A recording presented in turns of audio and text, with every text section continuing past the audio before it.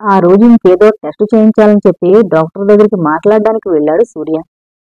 ఈ టెస్టులు ఇవి చూస్తుంటే నా తల తిరిగిపోతుంది. బట్టలు సామాన్లు సర్దు మన ఊరికి వెళ్ళిపోదాం రామదత్తుకి చెప్పారు భూపాల్ గారు. పూర్తి వైద్యం జరగకపోతే ఆయాసం మళ్ళీ తిరగబెట్టొచ్చు కదా బాబుగారు. ఇంత డబ్బు పెట్టి బూడిదలో పోసినట్లవుతుంది. ఇలా అర్ధాంతరంగా ప్రయాణం కడితే చిన్నబాబు బాధపడతారు అన్నాడు రామదత్. నా వైద్యం పేరుతో ఈ అప్పులు ఇలా పెరిగిపోయి తీర్చలేకపోయినప్పుడు ఇంకా బాధపడాలి కదా. రామదత్ సూట్ కేసు సర్దసాగాడు. సూర్య వచ్చాడు. సూట్ కేసు సర్దుతున్నావెందుకు ఆశ్చర్యంగా అడిగాడు. బాబుగారికి హాస్పిటల్ వాతావరణం పడలేదట, ఊరికి వెళ్ళిపోదామంటున్నారు. ఇదెక్కడి పిచ్చి, ఇక్కడ వాతావరణం పడకపోవడం ఏమిటి? వచ్చినప్పటికీ ఇప్పటికీ ఆయన ఆరోగ్యం ఎంత మెరుగైంది. నువ్వు ఎంత చెప్పు, నేను ఇక్కడ ఉండలేను. ఎందుకని నాన్నగారు బాధగా అడిగాడు. ఈ మందుల బెళ్లలో డాక్టర్ ఫీజులు చూస్తుంటే అమృతం లాంటి మందులు కూడా విషమయ్యేలా ఉన్నాయి. అయిన ఖర్చు చాలు, నన్ను వెళ్ళనివ్వు. నువ్వు డాక్టర్వేగా, ఇంటి దగ్గర తీసుకోలేవా? ఆయనకి ఇష్టం లేకుండా ఆయన్ని బలవంతంగా ఆపడం బాగుండదనిపించింది సూర్యకు. ఇక వారించలేదు. ఏరు ప్రవహిస్తోంది వడివడిగా. సంధ్యారాణి ఆకాశంలో అరుణకాంతుల్ని అద్దుతుంటే ఏరు ఆకాశానికి తన సింగారం చూసుకోవడానికి అడ్డుపడుతోంది. ఆకాశంలో బారులు తీరి గోళకి ఎగిరిపోతున్న కొంగల గుంపులు మల్లెపువ్వులకి రెక్కలొచ్చి ఎగురుతున్నట్లుగా ఉన్నాయి. ప్రశాంతంగా నిర్మలంగా ఉన్న ఆ ప్రదేశంలో నీటి పక్షుల అరుపులు తమాషాగా ధ్వనిస్తున్నాయి. వాటి ముక్కు ఎర్రగా, రెక్కలు నీలిగా అందంగా ఉన్నాయి. రివ్వును దూసుకుపోయినట్లుగా వెళ్లి తన పొడవాటి ముక్కును నీళ్లలోనికి జొలిపి పైకి లేస్తుంటే దాని ముక్కున చిక్కిన చేప మిలమిల్లాడుతూ గిలగిల్లాడుతోంది. చేప కోసం ఏటి మీదకి వెళ్లిన జాలర్లు పుట్టి తిప్పుకుని వచ్చేస్తున్నారు. వాళ్ల భుజాల మీద చేపలు పట్టే వలలున్నాయి.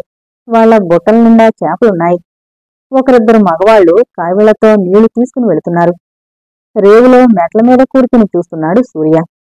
చూస్తుండగానే ప్రకృతి చిత్రం మారిపోయింది.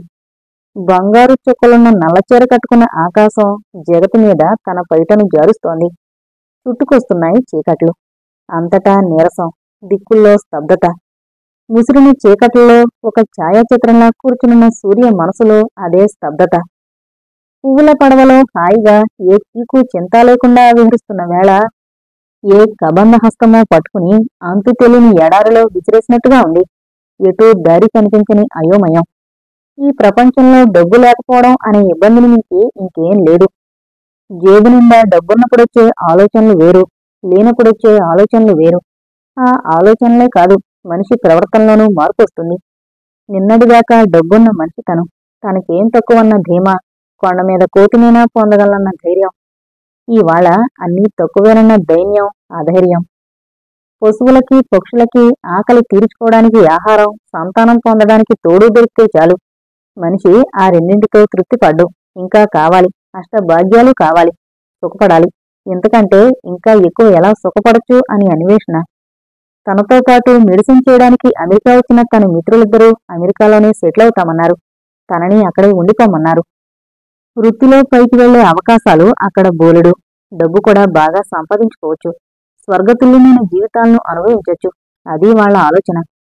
నిజమే, ఇక్కడుంటే స్వర్గతుల్యమైన జీవితాన్ని అనుభవించొచ్చు. కానీ ఇది స్వర్గం మాత్రం కాదు. జననీ జన్మభూమిచ్చ స్వర్గాదపి గరీయసి అన్నారు పెద్దలు. జన్మభూమి మాత్రమే స్వర్గమని నా ఉద్దేశం. కన్నవాళ్లని, కన్నభూమిని విడిచి ఎక్కడో పరాయి దేశంలో నాన్నవాళ్లెవరూ లేని చోట కేవలం డబ్బు సంపాదించడం కోసం ఉండిపోవడం అన్నది వట్టి ఫూలిష్నెస్ అనిపిస్తుంది. డబ్బు కంటే విలువైనవి చాలా ఉన్నాయి మనిషికి. అవి అనుబంధాలు. తనకి రక్తం పంచిన వాళ్లతో, చెలిమి పంచిన వాళ్లతో, తను పుట్టిన నేలలో, పెరిగిన పరిసరాలతో. వాటిని కాదని ఎండమావుల వెంట పరిగెత్తిన వాడికి చివరికి మనశ్శాంతి ఉండదు. ఎక్కడ పచ్చదనం ఉంటుందో అక్కడికి పరిగెత్తే పశువుల్లా కాకుండా మనం ఉన్న చోటే పచ్చదనాన్ని సృష్టించమని మనం మనుషులు అనిపించుకోవాలి. నాకు తెలుసు, ఇండియాలో తనకు అవకాశాలు తక్కువని. అవకాశాల్ని మనం కల్పించుకోవాలి. మన ఇండియాలో దరిద్రం ఎంత ఎక్కువో రోగాలు అంత ఎక్కువే. మన వైద్య సేవలు వాళ్ళకి అందివ్వడమే మన ధర్మం. నేను మెడిసిన్ చెయ్యాలని అనుకున్నప్పుడే నిశ్చయించుకున్నాను. మంచి హాస్పిటల్ ఒకటి పల్లె ప్రజలకి అందుబాటులో ఉండేలా పెట్టాలని. దాన్ని ఇండియాలోనే మంచి పేరున్న హాస్పిటల్గా తీర్చిదిద్దాలని. అయితే ఆ హాస్పిటల్ సిటీలో కడదామా, పల్లెలో కడదామా అన్నది ఇంకా డిసైడ్ కాలేదు. మన ముందు ఒక లక్ష్యమంటూ ఏర్పడితే దానికోసం ఎంతైనా కష్టపడొచ్చు అన్నాడు సూర్య. మీ నాన్న జమీందారు, డబ్బులో పుట్టి డబ్బులో పెరిగిన వాడివి. నీకు డబ్బు సంపాదించే అవసరం లేదేమో కాని మాకుంది. మా నాన్న చదువు కోసం చేసిన అప్పు తీర్చే బాధ్యత నా మీదే ఉంది. అప్పు తీర్చాలి, జీవితంలో స్థిరపడాలి. ఇంత కష్టపడి చదివింది సమాజంలో ఒక ఉన్నత స్థానం సంపాదించడానికే కదా. ఆ ఉన్నత స్థానం డబ్బు బాగా సంపాదిస్తేనే వస్తుంది అన్నాడు రాజేంద్ర అన్న ఫ్రెండు.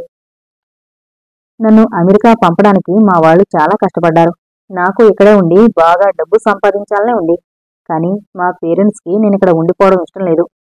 కష్టమో సుఖమో వాళ్లతోనే ఉండి పంచుకోవాలనుకుంటున్నాను. నేను ఎటూ తేల్చుకోలేకుండా ఉన్నాను అన్నాడు సుమిత్ అన్న ఫ్రెండు. చదువు పూర్తి కాగానే ఇండియాకు ముగ్గురు వచ్చేశారు. కానీ రాజేంద్ర తిరిగి వెళ్లిపోవడానికే నిశ్చయించుకున్నాడు. సుమిత్ తన పేరెంట్స్తో ఆలోచించాక ఆ విషయం రాస్తానన్నాడు. బొంబాయిలో దిగాక ఎవరి దారిన వాళ్ళు వెళ్లిపోతూ త్వరలోనే ఉత్తరాలు రాసుకోవాలని అనుకున్నారు. సుమిత్ ఉత్తరం నిన్న, రాజేంద్ర ఉత్తరం ఈరోజు వచ్చాయి. డియర్ జయ, నేను ఇండియాలోనే ఉండిపోవడానికి నిశ్చయించుకున్నాను. దీని వెనక మా పేరెంట్స్ ఒత్తిడి కొంటున్నా పచ్చదనం ఉన్న చోటికి పశువుల్లా పరిగెత్తకూడదన్న నీ మాట నా మనసులో నాటింది. కష్టపడి మనమే ఆ పచ్చదనం సృష్టించుకున్నాం. మనం హాస్పిటల్ పెడదాం, కానీ పల్లెలో కాదు, సిటీలోనే పెడదాం. వారానికి ఒక పల్లెకి వెళదాం. మన వైద్య సేవలు 1-2 రోజులు పల్లెలకి కేటాయిస్తే చాలు. అయితే స్వంత హాస్పిటల్ బిల్డింగ్కి, అందులో ఉన్న ఫర్నిచర్కి, పరికరాలకి చాలా డబ్బు, వందలు వేలు కాదు లక్షల్లో పెట్టుబడి పెట్టాలి. ఆ పెట్టుబడి నేను పెట్టలేను. నువ్వు ఆ పెట్టుబడి పెట్టి హాస్పిటల్ కడితే నేనక్కడ పనిచేయడానికి సిద్ధమే. అంతా తయారు కావడానికి 1-2 సంవత్సరాలైనా పడుతుంది. ఈలోపు ఊరికే ఉండకుండా మిషనరీ హాస్పిటల్లో డాక్టర్గా ఆఫర్ వచ్చింది. అందులో చేరిపోదామనుకుంటున్నాను. నీ అభిప్రాయం వెంటనే తెలియజేయి. ఇట్లు నీ ప్రేమిత్రుడు సుమిత్. డియర్ ఫ్రెండ్, ఇండియాకొస్తూనే పెళ్ళికొడుకునైపోయాను. నా పెళ్లి వచ్చే నెల 15కి సూరచ్చలతో కుదిరింది. నేనిక్కడికి రాకముందే మా వాళ్ళు సంబంధం చూసి పెట్టారు. నేను నామకహ చూడడమే. సూరచ్చల బాగుంది కాబట్టి నేనేమీ వ్యతిరేకించలేదు. కానీ ఒక్కటే చిక్కొచ్చి పడింది. మా అత్తగారికి సూరచ్చలొక్కతే సంతానం. ఆమెను నాతో అమెరికా పంపించి బ్రతకలేరట. కాబట్టి నన్ను అమెరికా వెళ్ళొద్దన్నారు.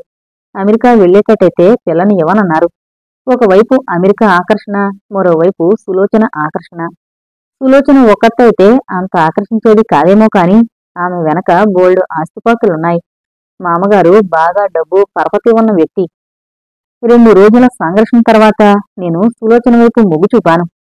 ఇక సులోచన సమేతున్నై ఇండియాలోనే ఉంటా. నాకు గవర్నమెంట్ జాబ్ చేయడం ఇష్టం లేదు.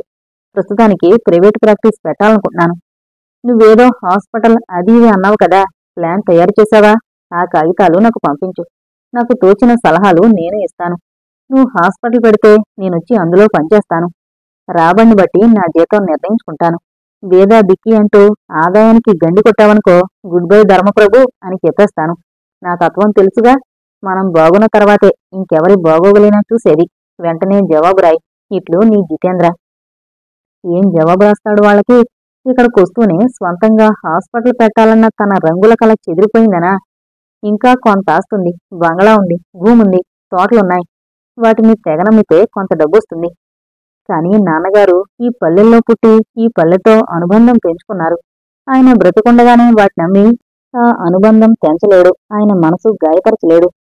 తను కన్న రంగుల కల చెదిరిపోయి భవిష్యత్తు అంధకారంగా కనిపిస్తుంటే మనసు వికలమై ఏటుఒడ్డున కూర్చున్నాడు. శీతాకాలపు మంచుగాలి శరీరాన్ని చల్లగా తాకుతోంది. చినబాబు, రాందత్త పిలుపు సమీపంలో అతడి చేతిలో టార్చి ఫోకస్ పడినంత మేర వెలుగులు విరజిమ్ముతూ, ఇంత చీకటి దాకా ఇక్కడెందుకు కూర్చున్నారు చినబాబు? పురుగు పుట్ర, ఇంట్లో పెదబాబు గారు కంగారు పడుతున్నారు మీకోసం. చీకటికి కూడా సౌందర్యం ఉంటుందని తెలుసుకుంటున్నాను. నిర్వేదంగా నవ్వుతూ లేచాడు సూర్య. దొరగారి బంగ్లా నుండి మొదలైన మెట్లు రేవు వరకు ఉన్నాయి. ఏటి మీద విహారయాత్ర చేయడానికి రేవులో దొరవారి పడవ కూడా ఉంది. ఒకనాడు చాలా వైభవంగా విలాసవంతంగా గడిపిన వంశం వాళ్ళది. సూర్య తన భవిష్యత్తు కార్యక్రమం ఎటూ నిర్ణయించుకోలేకుండా ఉన్నాడు. పెద్ద హాస్పిటల్ ఒకటి కట్టించి నడపాలన్న అతడి ఆశలు కూలిపోయాయి. ఇప్పుడు ఒకటే దారి, గవర్నమెంట్ జాబు చూసుకోవడమో, ప్రైవేటు ప్రాక్టీస్ పెట్టడమో, లేకపోతే ఉజ్వలమైన భవిష్యత్తును వెతుక్కుంటూ పరాయి దేశం వెళ్ళిపోవడం. జీవితపు చరమాంకంలో ఉన్న తండ్రిని విడిచిపెట్టి పోవడానికి మనసు అంగీకరించడం లేదు. ఆయన ఒంటరిగా వదిలిపెట్టి వేల వేల మైళ్ళు దూరం వెళ్ళిపోతే ఎన్నడో ఒకనాడు తనకు జన్మనిచ్చి ఇంత వాణి చేసిన ఆయన ఇక లేడు అని విన్నప్పుడు అప్పుడా జీవితానికే అర్థమే ఉండదు. ఉన్న ఒక్కగానొక్క కొడుకు చివరి క్షణాల్లో లేకపోతే ఆ జీవి పొందే వ్యధ ఎవరు తీరుస్తారు? ఆయన్ని ఈ శేష జీవితంలో ఇలా ఒంటరిగా విడిచిపెట్టే ప్రసక్తే లేదు. ఆయన్ని తన దగ్గర ఉండడమో, తను ఆయన దగ్గర ఉండడమో ఏదో ఒకటి జరగాలి. ఒకరోజు చెప్పాడు తండ్రితో, నేను రేపు సిటీకి వెళ్లి ఉద్యోగ ప్రయత్నంలో పడదామనుకుంటున్నాను నాన్నగారు. నాకు ఉద్యోగం దొరకగానే మిమ్మల్ని నాతో తీసుకువెళ్ళిపోతాను.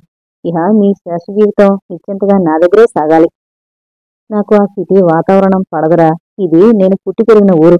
ఇక్కడ నేను ఒంటరిననే భావనే రాదు. నువ్వు నిజంగా నా నిశ్చింతని కోరుకుంటే నా ఊరు నుండి నన్ను దూరం చేయకు.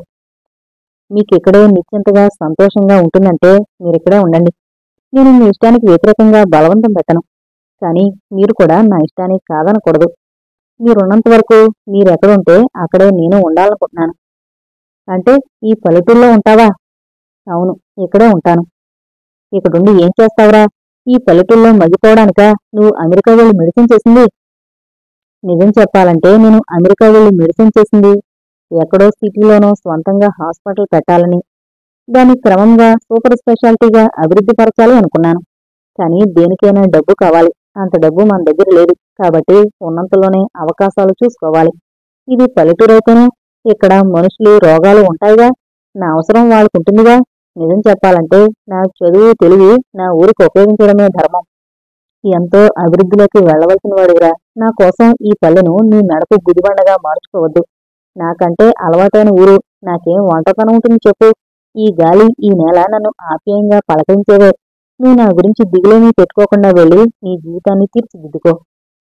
మిమ్మల్ని ఆప్యాయంగా పలకరించే ఈ గాలి ఈ నేల నన్ను మాత్రం ఆప్యాయంగా పలకరించవా నాన్నగారు? వాటిలో ఉన్న ఆనందం ఏమిటో నన్ను కూడా ఆస్వాదించనియండి అంటూ చిన్నగా నవ్వాడు సూర్య. సూర్య నవ్వు ఆయన గుండెల్లో గుచ్చుకున్నట్లుగా అయింది. వద్దురా, సిటీలో హాస్పిటల్ కట్టలేకపోతున్నావన్న నీ నిస్పృహ నీ చేతిలా మాట్లాడిస్తోంది. నువ్వంత నిస్పృహ చెందాల్సిన పనిలేదు.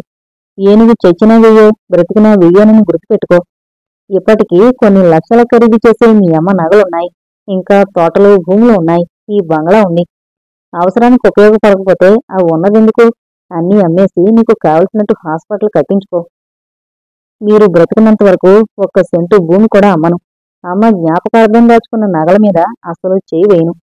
నా చదువు కోసం అమ్మ నగలు కొన్ని అమ్మారంటేనే నాకు బాధ కలిగింది.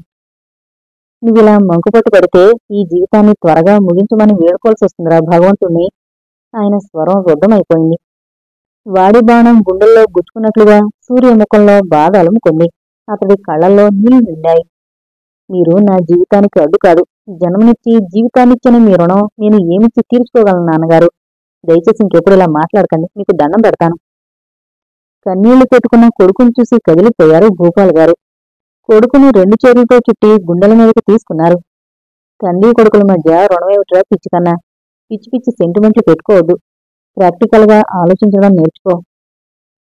డాక్టర్ చదివినారటగా చిన్నదరా. ఈ పొరానికేమైందో చూడండి. ఎంత తిండి పెట్టినా కాళ్ళు చేతులు పొలలు. ఏం పెరగకుండా పొట్ట మాత్రం ఎంతుంది. ఇప్పుడో అప్పుడో ప్రాణం పోతుందేమో అన్నట్లు కళ్ళల్లో నీరసం.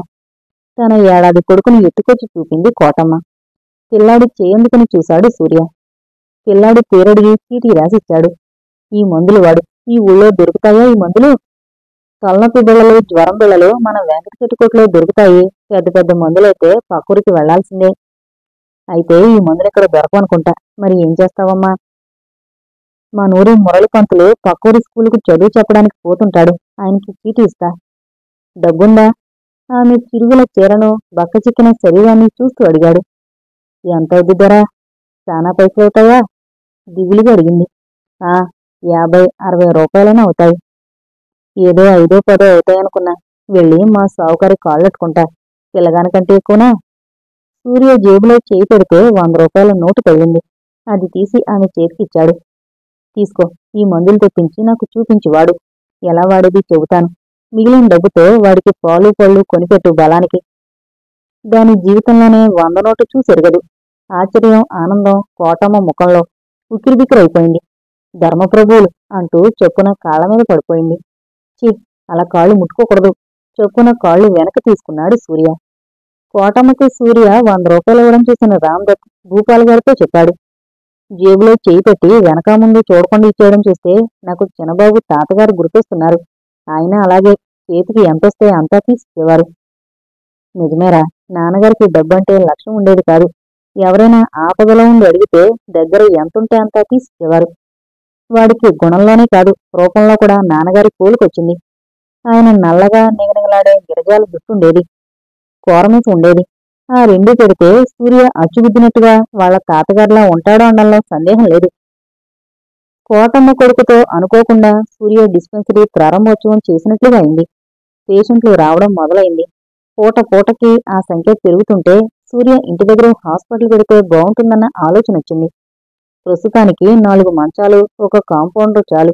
వీలుని బట్టి పెంచుకుంటూ పోవాలి. బంగ్లా ఆవరణలోనే ఒక పక్కగా పనివాళ్ల కోసం కట్టిన 2 గదులున్న ఇల్లు ఒకటుంది. 2 గదులకి కలిపి ముందు వరండా కూడా ఉంది. ఆ పక్కనే గుర్రపు సాలుంది. ప్రస్తుతం అందులో గుర్రాలేమీ లేవు. సూర్య తాతగారి హయాంలో 4 జాతి గుర్రాలుండేవి. ఆయనకి గుర్రపు స్వారీ రావడంతో పాటు గుర్రపు పందాల పిచ్చుండేది. ఆయన ఎక్కి తిరిగే గుర్రపు బగ్గి బంగ్లా వెనక పడుంది. గుర్రపు సాలని కొద్దిగా రిపేర్ చేసి హాలుగా మారిస్తే వరుసగా 6-7 మంచాలు వేసేయొచ్చు. అతడి మనసులో హాస్పిటల్ కోసం ఒక రూపకల్పన జరిగిపోసాగింది. నా దగ్గర కాంపౌండర్గా చేయడానికి ఒక కుర్రాన్ని చూడు రాము. కొద్దిగా ఇంగ్లీషు తెలిసినవాడైతే చాలు. ఇంజెక్షన్ చేయడం, మందులివ్వడం అదంతా నేను నేర్పుతాను. ఎవరో ఎందుకు చిన్నబాబు, నా కొడుకే ఉన్నాడు ప్రసాద్. 10 పాసైండు, పనేం లేక ఇంటి దగ్గరే ఊరికనే ఉంటాడు చెప్పాడు రామదత్. అయితే తీసుకురా, వాణ్ణి చూద్దాం. నెల తిరగకుండానే సరోజిని హాస్పిటల్ వెలిసింది. పేషెంట్స్కి కొదవలేదు, డబ్బుకే కరువుగా ఉంది. వాళ్ల నుండి వసూలు చేసిన ఫీజుల్లో నుంచి మందుల ఖర్చు కూడా వెళ్లడం లేదు. అలా నష్టాలతో ఎన్నో నాళ్లు ఈ హాస్పిటల్ని నడపలేడు. అలాగని వాళ్ల నుండి ఎక్కువ ఫీజులు వసూలు చేయలేడు. అంతా బీదాదిక్కి జనం. కాస్త ఉన్నవాళ్ల దగ్గర వసూలు చేయడానికి వెనకాడడం లేదు. హాస్పిటల్ పెట్టాక ఊళ్ళో పెద్ద మనుషులతో, యువకులతో పరిచయాలు ఏర్పడ్డాయి సూర్యకి. అప్పుడప్పుడు ఊళ్ళోకి సాయంత్రం వేళ వాకింగ్కి వెళ్లేవాడు సూర్య. ఊరి మధ్యలో పెద్ద వేప చెట్టు చుట్టూ ఉన్న కట్టని రచ్చబండ అనేవారు. సాయంత్రం అవుతుంటే ఊరి పెద్దలు, యువకులు అక్కడ చేరేవాళ్లు. పంచాయతీ ఆఫీస్ కూడా అక్కడే ఉండేది. రచ్చబండ మీద కూర్చున్న ఆ కాసేపు మంచి కాలక్షేపం అయ్యేది సూర్యకి. ఆ రోజు రచ్చబండ మీద కొందరు ఊరి పెద్దలు, యువకులు కూర్చునున్నారు. ఆ ఊరి ప్రెసిడెంట్ సమరసింహారెడ్డి తండ్రి తిరుపతి రెడ్డి కూడా వచ్చాడక్కడికి. ఆయనకి 80 ఏళ్లు పైనే ఉంటాయి గాని మనిషి ఇప్పటికీ దృఢంగా తెగబారిన కత్తిలా ఉంటాడు. ఆయన్ని అందరూ పెద్దరెడ్డి అని అంటారు. ఆ ఊళ్ళో దొరవారి తర్వాత చెప్పుకోదగ్గ ఉన్నత గల కుటుంబం వాళ్ళదే. ఎవర్రా వచ్చేది? మణిచంద్ర భూపాల్ గారిలా ఉన్నారే, ఆయన పోయి ఇన్నేళ్లైతే ఆయన ఇప్పుడు కనిపించడమేమిటి? పెద్దరెడ్డిలో విస్మయం. ఆయన మణిచంద్ర భూపాల్ కాదు తాత, ఆయన మనవడు జయసూర్య భూపాల్. అమెరికా వెళ్లి డాక్టర్ చదివొచ్చి మన ఊళ్ళో పేదవాళ్ళకి సేవ చేయడానికి చిన్న హాస్పిటల్ పెట్టిండు చెప్పాడొక యువకుడు. అవురా, ఇదేం వింత? ఆ నడక, ఆ టీవీ, ఆ ఒడ్డు పొడుగు అంతా ఆయనే. పెద్దరెడ్డి ముక్కు మీద వేలుంచుకున్నాడు. సూర్య దగ్గరికి రాగానే లేచి నిలబడ్డాడు. నమస్కారాలు చిన్నబాబు, నా పేరు తిరుపతి రెడ్డి. పెద్దిరెడ్డి అంటారందరూ. ఈ ఊరి పంచాయతీ ప్రెసిడెంట్కి తండ్రిని. నమస్కారం, కూర్చోండి అంటూ రచ్చబండ మీద కూర్చుని ఉన్న యువకుల పక్కనే కూర్చున్నాడు. అతి సామాన్యంగా కూర్చునున్న అతన్ని చూసి మరింత విస్మయం ప్రకటించాడు పెద్దరెడ్డి. మీ సరసనిలా కూర్చోవడమే. మీ తాతగారు బ్రతుకున్నప్పుడు ఆయనకి దగ్గరగా నిల్చోడానికి కూడా మాకు ధైర్యం చాలేదు కాదు. ఆయన్ని చూస్తే ఒక పులిని చూసినట్లుగా ఉండేది మాకు. ఆడవాళ్ల విషయంలో కొంచెం మచ్చపడ్డాడు గాని మంచి ధర్మప్రభువుగా పేరు పొందారు మీ తాతగారు. ఆడవాళ్ల విషయంలో అంటే సూర్యకి అర్థం కాలేదు. ఆయన గొప్ప రసిక చక్రవర్తులండి. అందమైన ఆడది కనిపిస్తే వదిలేవాడు కాదన్న ఘన చరిత్ర ఉంది ఆయనకి. మచ్చలేని మహారాజంటే మీ తండ్రిగారేనయ్యా. అజాత శత్రువు, క్షేమకు కూడా హాని తలపెట్టని మృదు హృదయం. 30 ఏళ్ల నిండు వయసులో భార్య వియోగం సంభవిస్తే ఆమె స్మృతులతోనే జీవిస్తూ మరో ఆడదాని వంక కన్నెత్తి చూడలేదాయన. అంతటి ఉత్తముడు, ఆయనకి ఆయనే సాటి. సూర్య హృదయంలో తండ్రి పట్ల గౌరవం రెట్టింపయింది. ప్రేమాభిమానాలు ఉప్పొంగినట్లుగా అయ్యాయి. మన ఊళ్ళోని చిన్న హాస్పిటల్ పెట్టారని విన్నాను. నేనే వచ్చి మిమ్మల్ని అభినందించాలని అనుకున్నాను. చాలా మంచి పని చేశారు చిన్నబాబు. అందరూ డబ్బు సంపాదించాలని చూసే ఈ రోజుల్లో హాస్పిటల్ పెట్టాను గాని అంత సంతృప్తిగా లేదండి. నేను అనుకున్నట్లుగా హాస్పిటల్ తీర్చిదిద్దాలంటే లక్షలు కాదు, కోట్లు కావాలి అన్నాడు సూర్య. సిటీలో బోర్డు పెట్టండి చిన్నబాబు. డబ్బు కుప్పలుగా వచ్చి పడుతుంది. మామూలు ఆర్ఎంపీ డాక్టర్లు సంపాదిస్తున్నారు వేలకు వేలు. మీరు అమెరికాలో చదివొచ్చిన డాక్టరు. మీరు ప్రాక్టీస్ పెట్టాలే గాని డబ్బు కుప్పలుగా వచ్చి పడుతుంది. నాకు పేషెంట్ల దగ్గర నుండి వేలకు వేలు గుంజాలని లేదు అన్నాడు సూర్య. డాక్టర్గా డబ్బు సంపాదించాలని లేనప్పుడు మీరు మన ఊళ్ళోనే ఉండిపోకూడదా చిన్నబాబు? ఈ పల్లెల్లో సరిగ్గా వైద్య సౌకర్యం లేక ఎన్ని అకాల మరణాలు సంభవిస్తున్నాయో, ఎంతమంది దీర్ఘరోగులవుతున్నారో. నా ఆలోచన కూడా అదే. మన ఊళ్ళోనే ఉండి మీరు మన ఊళ్ళోనే ఉండిపోతానంటే చందాలెత్తి మీకు కావలసిన డబ్బు మేము సమకూరుస్తాం చిన్నబాబు, ఒక యువకుడు ఆవేశంగా అన్నాడు. నా హాస్పిటల్కు కోట్లు కావాలి. అయితే పదండి భైరవకొండకు, మీ అదృష్టం పరీక్షించుకుందరు నవ్వాడు మరో యువకుడు. అతడి పేరు శివలింగం. అంత దూరం అవస్థలు పడుతూ ఎందుకు? వాళ్ల బంగళాకి వెనక వైపు మామిడి తోటలో ఉంది కదా వాళ్ల పూర్వీకులు దాచిన నిధి, అది ట్రై చేయొచ్చు కదా అన్నాడు మారుతి అనే మరో యువకుడు. మా మామిడి తోటలో నిధుందని మీకెలా తెలుసు? అడిగాడు ఉద్విగ్నంగా సూర్య. వాళ్ల తోటలో నిధున్నా అతడి కబ్బుతుందని గ్యారంటీ లేదు. అది ఎవరికి దక్కాలో వాళ్ళకి దక్కుతుంది, ఎవరికి పడితే వాళ్లకు దక్కదు. ఆ ఊరి పోలీస్ పటేల్ సుందరయ్య అన్నాడు. మామిడి తోటలో నిధి కోసం దొరవారు ట్రై చేశారని విన్నాం. అర్ధరాత్రి వేళ తవ్వుతుంటే నిధి దొరకలేదు గాని అస్థిపంజరం, అదే ఆడమనిషి అస్థిపంజరం కనిపించిందట. దొరవారు అదురు జ్వరంతో నెల్లాళ్లు మంచంలో పడ్డారు, పెద్దిరెడ్డి చెప్పాడు. అతడు చెబుతున్న తీరుకు అందరూ పక్కున నవ్వారు, ఒకరు తప్ప, అతడు సూర్య. సూర్య ఇంటికి వెళుతూనే మొదట చేసిన పని తండ్రిని ఆ విషయం అడగడం. కొడుక్కి ఏం చెప్పాలో పోలుపోనట్లుగా ఒక నిమిషం నిశ్శబ్దంగా ఉన్నారు భూపాల్ గారు. తెలిసాక ఊరుకుంటాడా? అస్థిపంజరం అక్కడెందుకుంది, ఎవరా ఆడమనిషి అంటూ ఆరాలు మొదలు పెడితే తవ్వించి చూస్తానంటే? అన్నీ ఒట్టిమాటలే సూర్య. ఈ ఊరి వాళ్ళకేమీ పనిలేదు, ఏదో కథలల్లి చెప్పుకుంటూ కాలక్షేపం చేస్తారు. మీరు మన మామిడి తోటలో అస్థిపంజరాన్ని చూడడం అబద్ధమేనా? చెప్పా కదా, ఈ ఊరి వాళ్ళకేమీ పనిలేదని. మన తోటలో నిధి ఉందని తెలుసు కదా, మరి వాళ్ళు తోడుకుపోవచ్చుగా అన్నారు భూపాల్ గారు. తండ్రి సమాధానంతో సంతృప్తి పడకపోయినా ఇక రెట్టించలేదు సూర్య. తర్వాత రోజు వెళ్ళాడు సూర్య. రచ్చబండ మీద అప్పటికే యువకులు వృద్ధులు గుంగురున్నారు. క్రితం రోజు రాత్రి ఒక నిండు గర్భిణి హత్య జరిగింది శివారంచు పొలంలో. ఆమెను చంపి దిగుడు బావిలో వేశారు. పోలీసులకు తెలిపితే వాళ్ళొచ్చి శవాన్ని బయటకు తీసి పంచనామా చేశారు. పోలీసులు కుక్కలొచ్చాయి. ఆ బావికి సమీపంలో ఒక గుంటలో కోసివేసిన నిమ్మకాయలు, పసుపు కుంకుమ, కాలిపోయిన ఊదెత్తులు కనిపించాయి. అక్కడే మట్టిలో రాళ్ల మీద రక్తం చిందిన గుర్తులు కనిపించాయి. హతురాలి మెడ మీద కత్తితో తెగనరికిన గుర్తులను బట్టి ఇక్కడేదో నిధి కోసం ఆమెను బలిచ్చినట్టుగా పోలీసులు ఊరి జనం అనుమానించారు. పోలీసులు జాగిలాలను వదిలారు. అవి రెండు హతురాలి భర్తను పట్టుకున్నాయి. ఎస్ఐ రెండు తగిలించేసరికి నిజం బయటపడింది. పొలంలో లంకెబిందులున్నాయన్న మంత్రగాడి మాటలు నమ్మి ముందు చూలాలైన తన భార్యను తనే బలిచ్చానని, తనకి నిధి దొరకలేదు గాని గుంటలో బొగ్గులు మేకులు జీడిగింజలో ఉన్న ముంతొకటి దొరికిందని చెప్పాడు. బయటపడ్డ ఆ ముంతను ఒక పొదలోకి విసిరాడట. అది చూపించాడు పోలీసులకు. నిజమే, అందులో అతడు చెప్పినవే ఉన్నాయి. హంతకుని అరెస్టు చేసి తీసుకువెళ్లారు. నిండు గర్భిణ్ణి బలిస్తే నిధి దొరుకుతుందని చెప్పిన మంత్రగాడిని అరెస్టు చేద్దామంటే అతడు పరాజీలో ఉన్నాడు. ఆ రోజు రచ్చకట్ట మీద ఇదే విషయం హాటుగా చర్చిస్తున్నారు. నిండు మనిషిని, అది తన కష్టసుఖాల్లో నీడగా తోడుగా నిలిచే ఆడమనిషిని బలివ్వడానికి వాడికి చేతులు ఎట్లా వచ్చాయో కదన్నా, ఒక యువకుడు వాపోయాడు. ధనం మీద వ్యామోహం ఎంత పనైనా చేస్తుందిరా. నీ పెరట్లో ఒక లంకెబిందుంది, నీ భార్యను బలిస్తే దొరుకుతుందని చెబితే నువ్వు మాత్రం అదే పని చేయవా? భార్యదేముంది, ఇది పోతే మరో భార్య ఇస్తుందని అనుకుంటావు, చెప్పాడొక పెద్ద మనిషి. నేనంత కసాయవాణ్ణి కాదులే అన్నా. ఇక్కడ నిధుల కోసం బలివ్వడాలు అలాంటి నమ్మకాలు చాలా ఉన్నట్టున్నాయే అన్నాడు సూర్య. ఈ ఊళ్ళో చుట్టుపక్కల పొలాల్లోనూ అప్పుడప్పుడు నిధులు బయటపడుతుంటాయిలే చిన్నబాబు. వెనకటి రోజుల్లో ఇంత పేదరికం ఉండేది కాదు. చాలా పొదుపుగా జీవించి డబ్బు కూడబెట్టి దాచుకునేవారు. ఇప్పుడున్నట్లు బ్యాంకులు పోస్టాఫీసులు లేవు కదా. దొంగలెత్తుకుపోతారన్న భయంతో ఇంటి గోడల్లోనో పెరట్లోనో పొలాల్లోనో పూడ్చిపెట్టేవాళ్లు. అది కాలం కలిసొచ్చాక వాళ్ళకి ఆయాచితంగా దొరుకుతుంటాయి, చెప్పాడు పెద్దిరెడ్డి.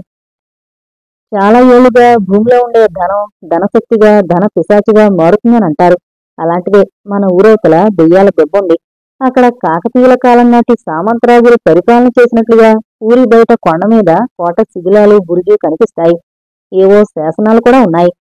కోటకు ఆనుకున్న ఒక పెద్ద దెబ్బలాంటి ప్రదేశంలో ఆనాడు రాజులు ధరించిన బంగారు కిరీటాలు, బంగారు కత్తులు కటార్లు, వాళ్ళు ధరించిన నగలు, వజ్ర వైడూర్యాలు, బంగారు నాణాలు 2 గంగాళాలకున్నాయట. కాని ఎవరూ వెళ్లలేరు అక్కడికి వెళ్లేసరికి ఏదో గుబులు పెట్టి పారిపోయి వస్తారట. పశుపక్షులు కూడా వెళ్లలేవు. ఎవరో అదృశ్య శక్తి వదిలించినట్టుగా పారిపోయి వస్తాయి. ఆ దెబ్బ మీద ఒక జువి చెట్టుంది. ఆ చెట్టు మొదట్లో బ్రహ్మాండమైన పుట్టుంది. ఆ పుట్ట కింద ఉందంటారు నిధి. ఆ పుట్టలో ఉండే ఒక గడసర్పం కాళింగలా బుసలు కొడుతూ ఆ పరిసరాల్లో ఏ ప్రాణికోటిని సంచరించకుండా తరుముతూ ఉంటుందని కూడా చెబుతారు. నిజంగా అక్కడ ధనం ఉంటే మనం తెచ్చుకోవచ్చు కదా. ఉంది అని అనుకోవడమే కాని నిజంగా చూసిన వాళ్ళెవరు? నిజంగా చూస్తే చూసి వదిలేసి వస్తారా తెచ్చుకోకుండా? మంత్రగాళ్ళు అంజనం వేస్తే కనిపించిందంటారు. అసలు మంత్రాలుంటే కదా మంత్రగాళ్ళు ఉండేది.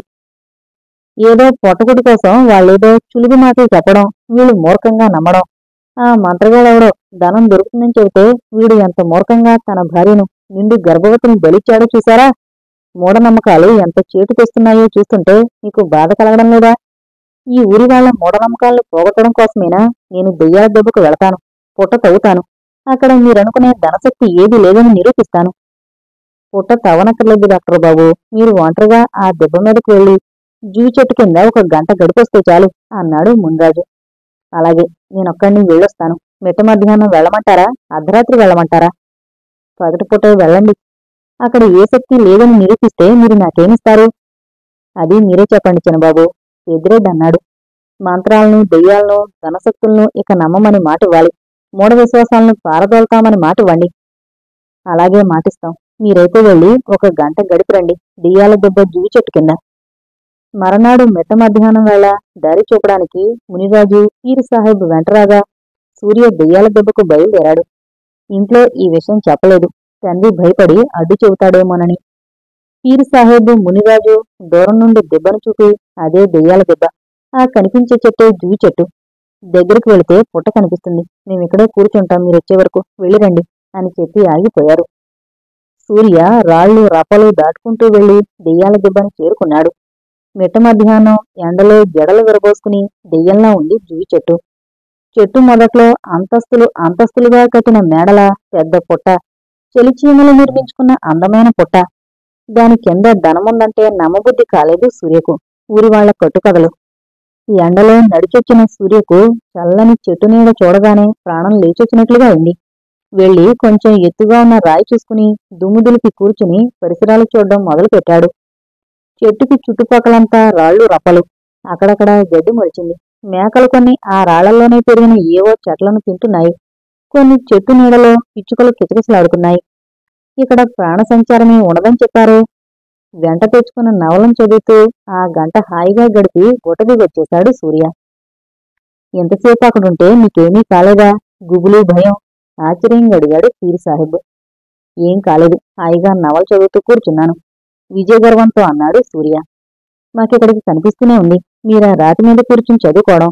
ఏమైనా మీ ధైర్యానికి మెచ్చుకోవాలి డాక్టర్ బాబు అన్నాడు మున్రాజు. దీనికి పెద్దగా ధైర్యం ఏం కావాలి? అక్కడ ఏదో ఉంది అనుకుంటేనే కదా భయం కలిగేది. అక్కడ ఏముందని భయపడాలి? జువి చెట్టు చెదపుట్ట ఉన్నాయి. అక్కడ ప్రాణికోటి సంచారమే ఉండదన్నారు. కాని జువి చెట్టు మీద పిచ్చుకలు కోలాహలం చేస్తున్నాయి. ఆ చుట్టుపక్కలున్న చెట్టు చేమలను మేకలు మేస్తున్నాయి. కనీసం పాము బుసకొట్టిన శబ్దం కూడా వినలేదా? అతడేమైనా కుతూహలం రేకెత్తించే సంగతి చెబుతాడేమోనని వాళ్ళ ఆశ. పాము బుస వినిపించలేదు. ఏమీ వినిపించలేదు. అక్కడున్నది చెదపుట్ట. అందులో పాములు జ్వరబడితే జ్వరబడి ఉండొచ్చు. అవి మామూలు పాములే గాని ధనశక్తికి కాపలా కాసే గజసర్పాలాంటివి మాత్రం ఉండవు. పాములకి మనుషులంటే భయమే. కాబట్టి అవి తమ ఉనికి తెలియకుండా ఉండడానికి ఎక్కువ ఇష్టపడతాయి. మనిషి కంటపడితే పారిపోవడానికే ప్రయత్నిస్తాయి చెప్పాడు సూర్య. ముగ్గురు ఊళ్ళోకి బయలుదేరారు. ఊరి శివారు దగ్గరవుతుంటే వెనక నుండి స్త్రీ స్వరం వినిపించింది సూర్యకు. కూతుర్నై రానా, కోడల్నై రానా? సూర్య ఆశ్చర్యంతో వెనుతిరిగాడు. ఎవరూ కనిపించలేదు. చుట్టూ ఆత్రంగా పరికించి చూశాడు. దూరంగా పశువుల్ని అదిలిస్తూ పశువుల కాపరి కనిపించాడు. స్త్రీ కాదు కదా, మానవమాతృలెవరూ లేరు. ఏదో ఆలాపన. నిజమే అయితే ఆ స్త్రీ ఇంతలో ఎక్కడికి వెళ్ళింది?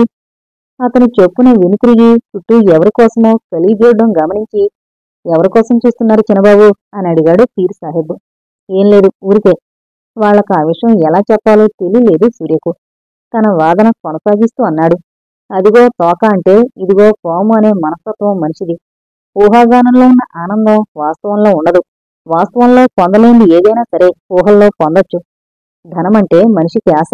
దొరికితే బాగుందని ఆశపడని మనిషి ఉండడు. మనిషిలో ఉన్న ఆ ఆశే ఇలాంటి కథలు పుట్టి ప్రచారం కావడానికి కారణం అవుతోంది. అంతేగాని రాజుగారి కిరీటాలు, కత్తులు, కటార్లు, గంగాళాలని పాతిపెట్టడం, దానికి సర్పం కాపలా కాయడం ఇదంతా ట్రాష్. నిజంగా ఉందని ఎవరైనా ఛాలెంజ్ చేసి చెప్పమనండి. నేనొక్కడిని ఏ భయం లేకుండా తవ్వి తీసి ఊరి వాళ్ళకి పంచుతాను అన్నాడు జయసూర్య ఛాలెంజ్ విసురుతూ. కూతుర్నే రానా, కోడల్నే రానా? శివారు దాటి ఊళ్ళోకి అడుగు పెట్టబోతుంటే ఇందాకటి స్వరం మళ్లీ వినిపించింది సూర్యకు. గిరుని వెనుతిరిగాడు. ఏమాత్రం ఆలస్యం చేసినా ఆమె కనిపించకుండా పోతుందేమోనని. కాని ఎవరూ లేరు. ఇందాకట్లాగే దూరంగా పశువుల కాపరి, పశువులు. ఇంకా దూరంలోనే దెయ్యాల దెబ్బ, తను కూర్చునొచ్చిన జువ్వి చెట్టు. రెండుసార్లు అదే స్వరం, అదే మాట. చూస్తే ఎవరూ లేరు. ఈసారి ఎందుకో సూర్యకి వెన్నులో జలదరించినట్లుగా అయింది. మీకు ఎవరిదైనా ఆడమనిషి స్వరం వినిపించిందా? అడిగాడు సూర్య. వాళ్ళు ఆశ్చర్యపోయారు. లేదే, ఇక్కడెవరూ ఆడవాళ్లు లేరే. కాని ఎవరో తనని వెన్నంటొచ్చిన ఫీలింగ్ సూర్యకి. చూస్తే ఎవరూ లేరు. ఏమిటి విచిత్రం? అదంతా తన భ్రమ. భ్రమపడే అవకాశం లేదే. కూతుర్నేరానా, కోడల్నేరానా అంటూ అడిగినట్లుగా వినిపించింది. వెనుతిరిగి చూస్తే ఎవరూ లేరు. సూర్య చెప్పింది విని ముచ్చామట్లు పోశాయి మునిరాజుకు, పీర్ సాహెబ్కు. కళ్ళు బెత్తర చూపులు చూస్తుంటే కాళ్ళు గడగడ వణకసాగాయి. వెంటనే వాళ్ళు పరుగు తీయడం మొదలు పెట్టారు.